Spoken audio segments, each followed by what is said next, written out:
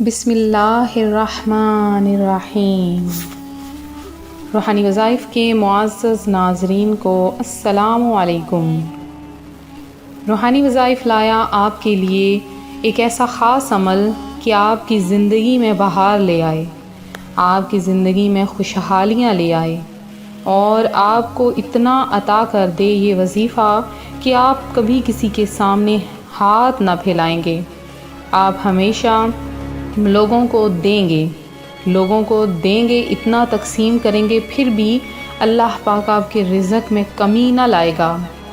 تو سب سے پہلے درود پاک کی فضیلت بیان کروں گی۔ اللہ پاک کے آخری نبی صلی اللہ علیہ وآلہ وسلم کا ارشاد ہے، بروز قیامت لوگوں میں میرے قریب تر وہ ہوگا جس نے مجھ پر زیادہ درود پڑھے ہوں گے۔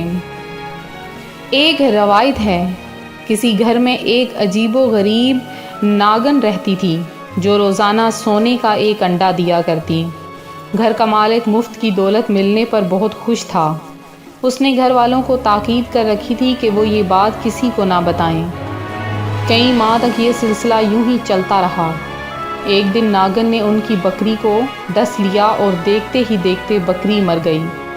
گھر والوں کو بڑا غصہ آیا اور وہ ناگن کو ڈھونڈنے لگے تاکہ اسے مار سکیں، مگر اس شخص نے یہ کہہ کر انہیں ٹھنڈا کر دیا کہ ہمیں ناگن سے ملنے والا سونے کا انڈا بکری کی قیمت سے زیادہ مہنگا ہے، لہٰذا پریشان ہونے کی ضرورت نہیں۔ کچھ عرصے بعد ناگن نے ان کے پالتو گدھے کو ڈس لیا اور وہ بھی فوراً مر گیا۔ وہ لالچی شخص گھبرایا، مگر تھوڑی ہی دیر بعد دوبارہ لالچ کے نشے میں آ گیا اور کہنے لگا، اس نے آج ہمارا دوسرا جانور مار ڈالا لیکن کوئی خیر نہیں، اس نے کسی انسان کو تو نقصان نہیں پہنچایا۔ گھر والے چپ ہو رہے۔ اس کے بعد 2 سال تک ناگن نے کسی کو نہ ڈسا۔ گھر والے اپنے جانوروں کو بھول گئے۔ اچانک ایک دن پھر ناگن نے ان کے غلام کو ڈس لیا۔ اس بیچارے نے مدد کے لیے اپنے مالک کو پکارا، مگر اس سے پہلے کہ مالک اس تک پہنچتا، زہر کی وجہ سے غلام مر گیا۔ اب وہ لالچی شخص پریشان ہو کر کہنے لگا، اس ناگن کا زہر تو بہت خطرناک ہے، اس نے جس کو ڈسا وہ فوراً مر گیا، لیکن یہ میرے گھر والوں میں سے کسی کو نہ ڈس لے۔ وہ کئی دن اسی پریشانی میں رہا، مگر سونے کے انڈے کی چمک دمک نے ایک بار پھر اس کی آنکھوں پر پٹی باندھی اور وہ یہ سوچ کر خاموش ہو گیا کہ اگرچہ ناگن کی وجہ سے ہمیں نقصان ہو رہا ہے، مگر سونے کے انڈے بھی تو مل رہے ہیں۔ کچھ ہی دنوں بعد ناگن نے اس کے بیٹے کو ڈس لیا۔ فوراً ڈاکٹر کو بلایا گیا، لیکن وہ بھی کچھ نہ کر سکا۔ اس کے بیٹے نے تڑپ تڑپ کر جان دے دی۔ جوان بیٹے کی موت میاں بیوی پر بجلی بن کر گر گئی۔ وہ شخص غصے میں آ کر کہنے لگا، اب میں اس ناگن کو زندہ نہیں چھوڑوں گا، مگر وہ ان کے ہاتھ نہ آئی۔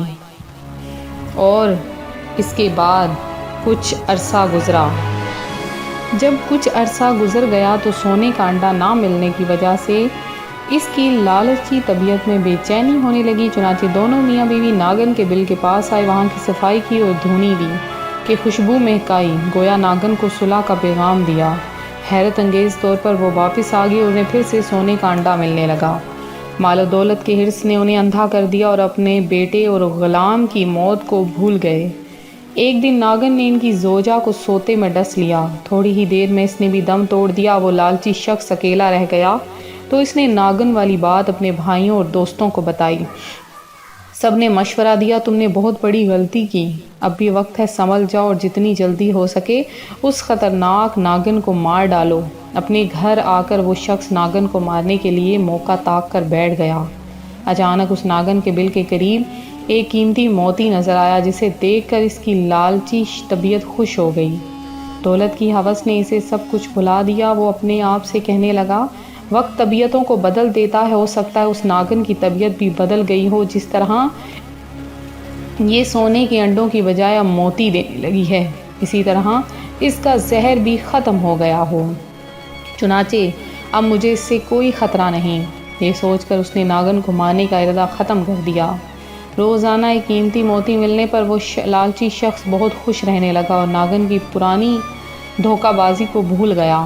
ایک دن اس نے سارا سونا اور موتی برتن میں ڈالے اور اس پر سر رکھ کر سو گیا۔ اسی رات ناگن نے اس کو بھی ڈس لیا۔ جب اس کی چیخیں بلند ہوئیں تو آس پاس کے لوگ وہاں پہنچے، اس سے کہنے لگے تم نے اسے مارنے میں سستی کی اور لالچ میں آ کر اپنی جان داؤ پر لگا دی۔ لالچی شخص شرم کے مارے کچھ نہ بول سکا۔ اس نے سونے سے بھرا ہوا برتن اپنے رشتہ داروں اور دوستوں کو دیتے ہوئے نہایت حسرت سے کہا، آج کے دن میرے نزدیک اس مال کی کوئی اہمیت نہیں، کیونکہ اب یہ دوسروں کا ہو جائے گا اور میں خالی ہاتھ اس دنیا سے چلا جاؤں گا۔ آپ نے دیکھا مال و دولت کے حرص نے ہنستے بستے گھر کو اجاڑ کر رکھ دیا۔ حریص کی نگاہ محدود ہوتی ہے، وہ صرف وقتی فائدہ دیکھتی ہے، جس کی وجہ سے وہ درست فیصلہ کرنے میں ناکام رہتی ہے۔ تو دیکھے ہیں یہ دنیا دن اپنی ہی غفلت کی بدولت، سچ ہے کہ برے کام کا برا انجام ہوتا ہے۔ ہمیشہ کبھی بھی لالچ اور حرص نہ رکھیں، کیونکہ لالچ اور حرص انسان کو ہمیشہ برائی میں ڈال دیتا ہے۔ جب بھی اللہ پاک آپ کو دولت عطا کرے تو آپ لوگ اس دولت میں سے غریبوں محتاجوں کو ضرور دیا کریں، تھوڑے پر قناعت کیا کریں۔ آج جو میں آپ کے لیے وظیفہ لائی ہوں میرے ان بہن بھائیوں کے لیے ہے جو قرضوں میں دبے ہیں، اپنی خواہشوں کو دبائے ہوئے ہیں، جن کے پاس کوئی مال کوئی بھی نہیں، تو وہ یہ وظیفہ ضرور کریں۔ آپ نے کرنا کیا ہے کہ دن کے کسی بھی حصے میں آپ نے جب اپنے جیب میں پیسے رکھنے ہیں، اپنے پرس میں رکھنے ہیں، جہاں پر بھی آپ نے رکھنے ہیں، آپ نے اللہ پاک کے اس نام کو صرف 100 بار پڑھ کر اپنے پرس یا جیب پر پھونک دینا ہے۔ اللہ کا وہ نام کون سا ہے؟ آپ نے پڑھنا ہے یا خالق یا رزاق، یا خالق یا رزاق۔ اول آخر آپ نے 3 بار درود پاک اور 3 بار سورہ کوثر پڑھنی ہے۔ اس کے بعد آپ نے درمیان میں یا خالق یا رزاق کو ملا کر 100 بار پڑھنا ہے اور اپنے پرس پر پھونک دینا ہے۔ انشاءاللہ آپ پر بے شمار رحمتیں، بے شمار برکتیں اور اتنا اللہ پاک آپ کو رزق عطا فرمائے گا کہ آپ کے پاس رکھنے کی جگہ تک کم پڑ جائے گی۔ یہ تھا ہمارا آج کا عمل اور چھوٹا سا واقعہ جو میں آپ کی خدمت میں لے کر حاضر ہوئی۔ تو اسی طرح سے آپ لوگ ہماری ویڈیو کو دیکھتے رہیں، سبسکرائب کرتے رہیں، چینل کو شیئر کرتے رہیں، اور جو ان بہن بھائیوں نے خصوصی دعا میں حصہ لینا ہے ضرور اپنا نام کمنٹ سیکشن میں میسج کریں، درود پاک سینڈ کریں، آپ کا نام خصوصی دعا میں شامل کیا جائے گا۔ جن بہن بھائیوں نے دعا میں حصہ لیا ہے اللہ پاک آپ سب کا نام، آپ سب کی حاجتیں مرادیں پوری کرے، آپ سب کو میٹھا میٹھا مدینہ دکھائے۔